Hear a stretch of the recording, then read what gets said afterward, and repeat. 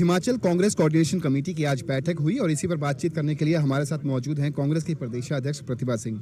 Ma'am, बैठक हुई है, किन मुद्दों पर जो है वो मंथन किया गया? देखिए, हमारे प्रभारी आए थे। प्रभारी के साथ हमारे वरिष्ठ 2-3 मंत्रीगण थे जो पूर्व में भी मंत्री रहे। ठाकुर रामलाल जी थे, ठाकुर कौल सिंह थे, हमारे धनीराम शांडिल थे, उप मुख्यमंत्री थे, मुख्यमंत्री जी थे। तो सभी ने इस पे गहरा सोच विचार किया है कि जो हमारी ये 6 कैंडिडेट्स भाजपा में शामिल हुए उनकी जगह हमने किसको टिकट देना है, क्या हमने उस पर डिसाइड करना है। उस पर भी मंथन हुआ है। कुछ नाम उभर कर आए हैं जो हम उस पर फिर से विचार करेंगे, सर्वे की रिपोर्ट देखेंगे और जो भी हमारे जहन में हम सबसे बेस्ट कैंडिडेट को उतारने का प्रयास करेंगे और उनके नाम हाई कमांड तक पहुंचाएंगे। फिर हाई कमांड क्या फैसला उस पर लेती है वो अब उन पर निर्भर करता है। जिस तरीके से कहा जा रहा था कि सरकार और संगठन के बीच बेहतर तालमेल हो, इसको लेकर ये कमेटी जो बैठक जो है वो बुलाई गई है, तो सरकार और संगठन के तालमेल के लिहाज से किन बातों पर जो है वो चर्चा हुई? क्योंकि किसी से भी छिपा नहीं है कि 6 जो कांग्रेस के विधायक थे वो अब बागी होकर सीधे तौर पर भाजपा से टिकट से जो है वो मैदान में उतर रहे हैं। तो ऐसी स्थिति के अंदर जो अंदर कांग्रेस के भीतर के अंदर क्या कुछ स्थिति बनी हुई है, उसको लेकर क्या कुछ चर्चा हुई? देखिए, हमने भी अब ये प्रयास किया है कि जो चले गए वो तो चले गए।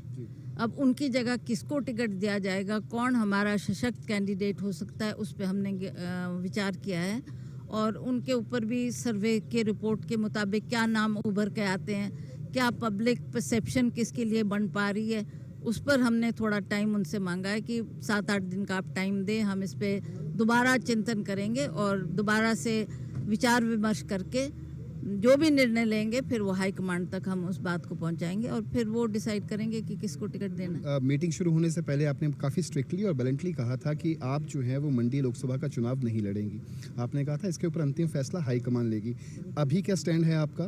और जो 6 मार्च को जो कहा जा रहा है कि मीटिंग होगी, उसके बाद क्या कुछ रहने वाला है? नहीं, आज भी मैं उसी स्टैंड पर खड़ी हूँ। आज भी मैं यही कहती हूँ कि देखो, इतनी बड़ी जिम्मेवारी लेना, पूरे प्रदेश में इलेक्शन होने जा रहा है, 6 हमारे उपचुनाव होने हैं, 3 इंडिपेंडेंट्स है, उसकी जगह भी फैसला करना है और लोकसभा के चुनाव भी उतने ही महत्वपूर्ण है। तो हमें सारी जगह कंसंट्रेट करते हुए, ये बहुत बड़ी जिम्मेवारी है पार्टी अध्यक्ष होने के नाते।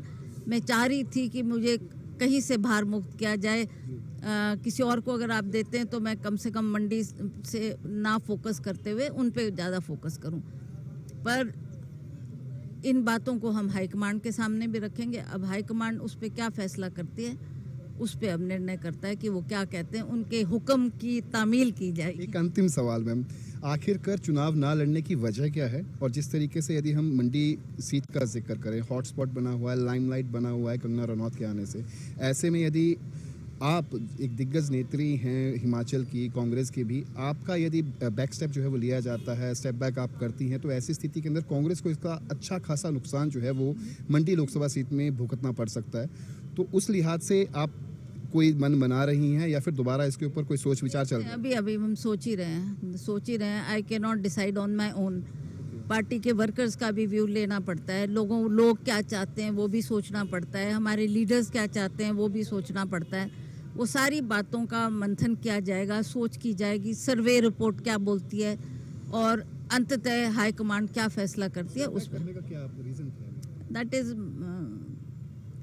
Not to be disclosed. There are many issues. Chandigarh से कैमरा पर्सन विशाल गुलाटी के साथ रवि चंदेल, सूर्य समाचार।